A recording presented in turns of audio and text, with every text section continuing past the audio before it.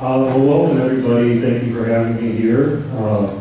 I have been working on my awards unofficially since last April, and have had the vantage point of working from the United States. And today I'd like to share with all of you kind of my history, background, the types of games that I had the fortunate pleasure of being a part of over the last 16 years, and kind of walk you through the process of the types of challenges that I faced along the way, what I took away from each project, and more importantly, how they all relate to today. And in each case, I'm going to try to give you examples of how past projects I worked on directly or indirectly relate to what I'm working on today. I'm going to have music streaming, so I might need to adjust the volume as I go.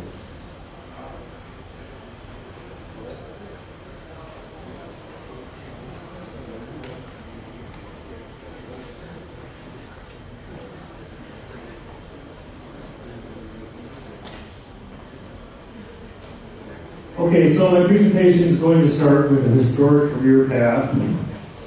I'm going to talk about how it relates to today. And here's part one.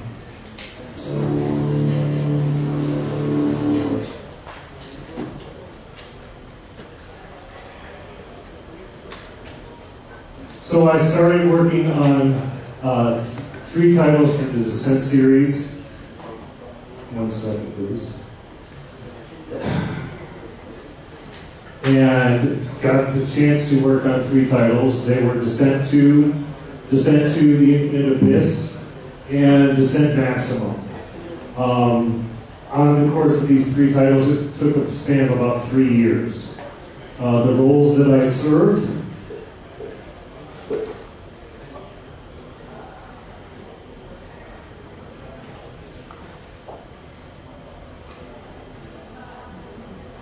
were in the areas of level design, sound design, Midi composer, and 3D modeling.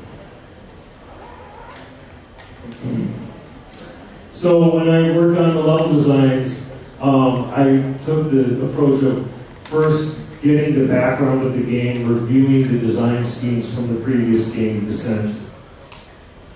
I considered how these new levels would fit, because it was important to me to have some direct context between the two.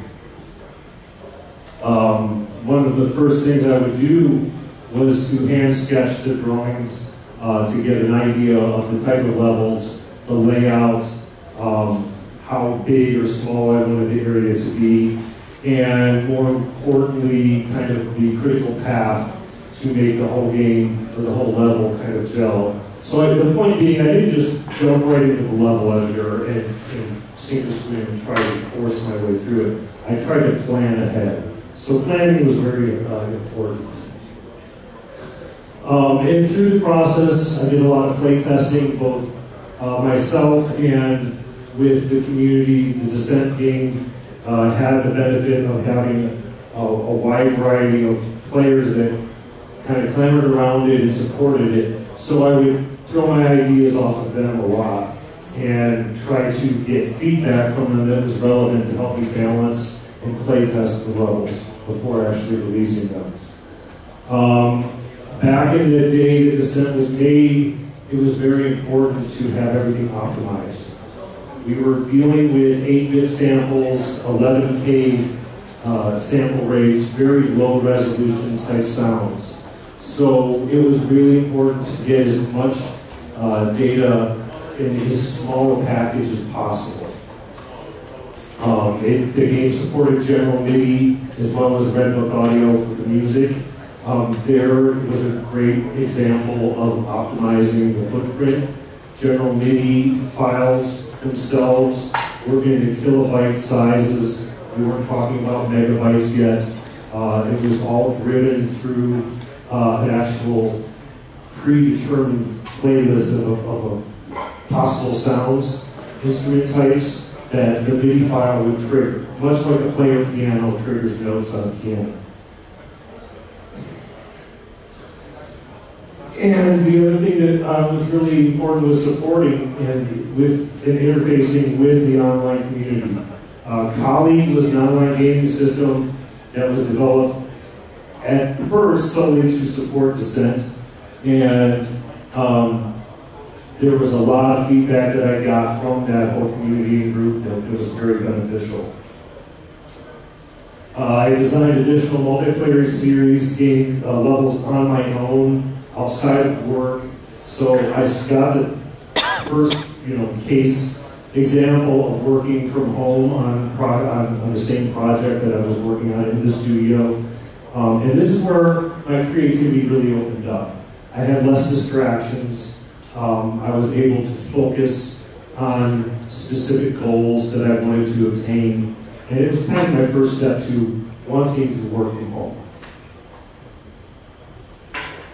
So I worked on the sound design, and here again I would review the previous game sound styles and try to match those and make them fit.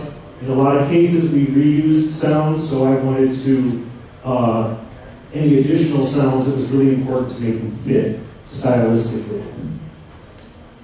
I worked off high resolution source, but they all got downsampled to as small as possible. I got the opportunity to design new weapon sounds and upgrade sounds, and it was a lot of fun to play test through them. A lot of the sound effects were processed on a external hardware sampler, so I would feed the sound effects into the hardware sampler, process them on the sampler, all completely outside of the computer realm. And it was kind of my first experience with actually applying external hardware, not just working within the box, solely in the box. And again, it was really important to remove as much silence, make the sounds as short as possible, make them have the least amount of residual noise as possible, because again, these were downgraded to fit into the smallest files possible. The game actually was released, a demo form of it, on PC Gamer magazine on floppy disks. So it was crucial that the sounds didn't take up as much space as they do today. So to kind of approach that, we would normalize the sounds, make them as loud, a high amount of amplitude in the waveform as possible, so that you wouldn't hear the residual noise when some of the sounds would fade out. And then we would couple that by lowering the volume of the sounds as they're played. So they'd have a maximum imprint, but you wouldn't necessarily hear all the garbled, digitized noise. It was a big challenge. One of my favorite parts of working on this game was working on the opportunity to work on the Midi composition. I think if you ask any sound designer what they really want to do, what they really strive to be, there's a musician hiding in each one of them. So to have the opportunity to do that on my first project was quite an honor. Here again, I played a lot of the first game and tried to get into the head of the composers that worked on that game to try to make it match with the sequel. The idea was to kind of create a family of products that are all related.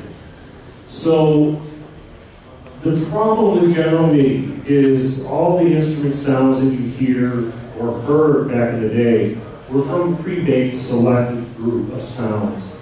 And I strive to customize those sounds with what they call system exclusive messages. So at the header or at the beginning of every MIDI file, I would reprogram all of the instrument sounds.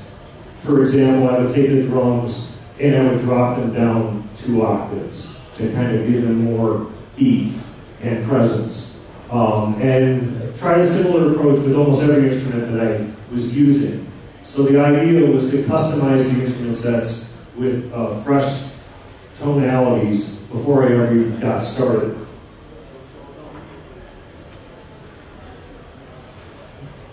Thankfully, at the time, there was a linear approach to each level. It was basically a fixed set of sequences. We had a cinematic player start for each of the 6 world types. They'd start with briefing music, followed by looping level music, and a cinematic exit sequence for the end of each level. I got to work on the title song, the briefings, level music, and the credit score. So the takeaway from the Descent series, we started off at a very small team. I was the 6th person hired at Parallax Software. And it was a really unique experience. I had the opportunity to get involved in many, many aspects of the game: level design, sound design, and music composition. And that kind of gave me a very well-rounded foundation to work off of. I later kind of found my way into gravitating what I really enjoyed doing the most. I was honored to become the lead level designer on my 3rd project, Descent Maximum, which was basically a Descent port for the PlayStation, the original PlayStation. Some of our takeaways and achievements: we won numerous awards on this game. IGN, EGM had us cover feature article. Happy Puppy had us as the Editor's Choice game. And the demo for Descent at the time was the most downloaded multiplayer game of its time. Shortly after we finished Descent 2, we did Descent 2 Infinite Abyss, and I was involved on that as well, followed by Descent Maximum. But after those 3 titles, the studio split into 2 halves. I had my choice at the time to stay with the Midwest, stay in Illinois, or be more part of the projects at Ann Arbor, Michigan. I chose to stay with Volition. I saw the script for the next game we were supposed to be working on, and was immediately hooked on that. So the next game we worked on was called Freespace, and this was a special game for me. I found out that I really wanted to get into the game industry by playing Wing Commander on the PC. And I started to realize that this was something that I could do, because I broke the game apart and figured out what in it I could do better or learn from and take away. And the moment I read the script, I was immediately excited about it. So here again, I got to contribute on 3 titles. Freespace, which was actually technically called Descent Freespace. Freespace Silent Threat, which was the mission add-on for the base game. And one of my favorite titles I ever got to work on, Freespace 2. So the roles served were music composer, sound designer, voice editing, and cinematic mixing and mastering. So one of the things that I really enjoyed and took away from in the Descent game series was the cinematics. And I immediately decided that's what I want to do next. That's the next thing that I want to get involved in. And I got an opportunity in this game. So the music composition, I got my inspiration from many sources. The idea was to have a very dark orchestral feel, but to also have a synth hybrid. And Minor Wars is a very dark game as well. I think a lot of the things that I learned composing music for this game, I took away, I implement today and try to take it to the next stage. This is the first game that I worked on that had event-driven music. Unlike its predecessor, game states actually were reflected by the music that you heard. And the first run of this that we did was actually done through General Midi, the same type of music that I did on Descent 1. By the time we shipped Freespace, I was decided that the instrument set just wasn't good enough, and we decided to work with actual digital audio. So there are multiple stages of music. Each mission would have a bass ambient track, arrival cues based on friendlies or hostiles coming after you, 2 stages of combat, and then some type of outcome, death or victory cues. And as I said, the game started as Midi, and we decided to convert it to digital audio. One of the reasons for that was the instrument set sounded a wide range of quality levels based on what type of sound card you were using. And one of the nice things that I got to do with Freespace 2 was actually implement voice samples into the music as a result of doing digital audio. On sound design, I wanted to convey the time setting, also give it a dark, epic feel. This was one of the first games that we utilized 3D sound, surround sound, both in A3D and AEAX. And there were multiple civilizations that were represented. So I wanted to tailor the sound effects for the engines, the weapons, even their voice lines in the case of certain alien races to all match and be tailored uniquely. So the idea is if a Sheehan ship flew off your starboard bow, you knew it was a Sheehan ship before it actually came into contact with you. So each one had unique types and approaches, and by this stage we were using 22K samples, 16-bit sounds. We doubled the resolution of this game. And again, it processed it all on an external sampler. The voice editing, I got involved in all parts of casting. Got to direct the voice recordings in Chicago. We also had another group of voice actors being recorded in Hollywood. So this was the Freespace 2 especially was the first game that we actually integrated and started to use Hollywood talent into our mix. And it made a huge impact in my opinion. I found that to be very inspiring. I got to co-develop the Vasudhan alien language. So the Vasudhans, this guy in the middle, actually you hear their voices in the game through the radios. They were allies with your side. And we would have a translator that would tell you exactly what they said at the beginning of each line. You just heard this alien garble. It was a lot of fun to work on that language, and I learned a lot from that whole, kind of taking the next step using sound.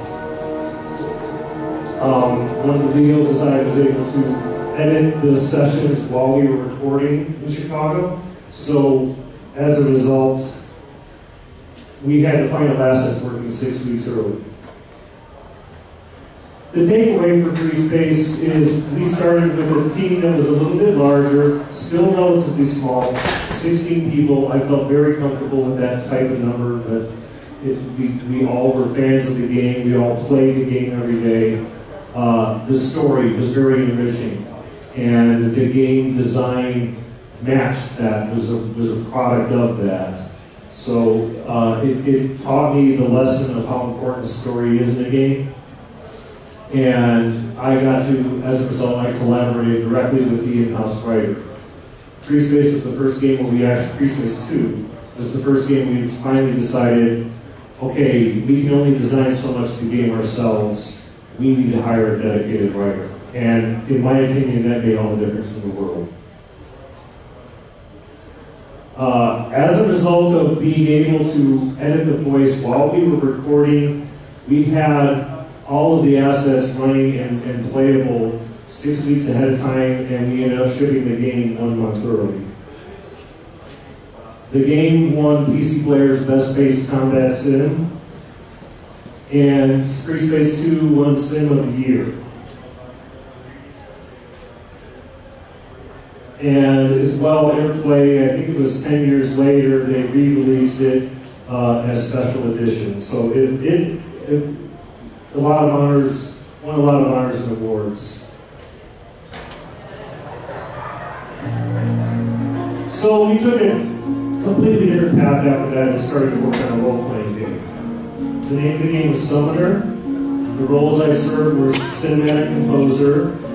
And some of the challenges we had here was we started this game without a publisher. We were still relatively small. We had a lot of issues with how Interplay handled or mishandled Freespace 2's distribution, and we decided that we needed to find a new home. We ended up with THQ, so it was a new direction for us, and it was concurrently being developed with the next game that I will show you, which was a challenge all of its own.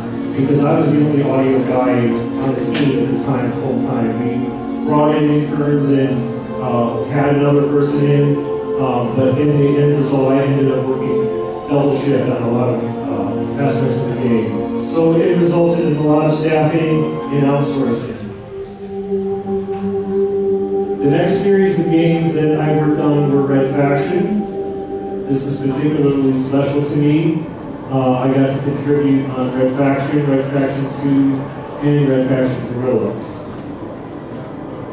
The roles I served on the first two included music composer, sound designer, and kind of a throwback to the level editing experience that I had with Descent. I got really into the mix with the scripting and placement of audio events and ambient emitters. So everywhere you went in the level, it would track sound respectively around you. I also got to work on voice editing, and a good bit of cinematics drove the storyline, so I worked on those as well. The takeaway, well, this game actually started off as Descent 4. Outrage Entertainment did Descent 3. The idea was we were going to kind of swap the franchise back and forth between the studios, and partly due to poor sales of Descent 3, despite it being an excellent game, we decided to take the idea and completely change it, which was a pretty big risk, I'd say.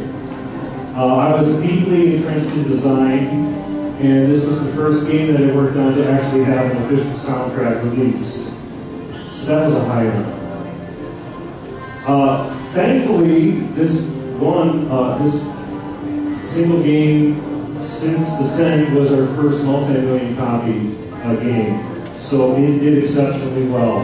And I think part of the reason was it was the first-person shooter available on the PlayStation 2. So the timing of it was just perfect.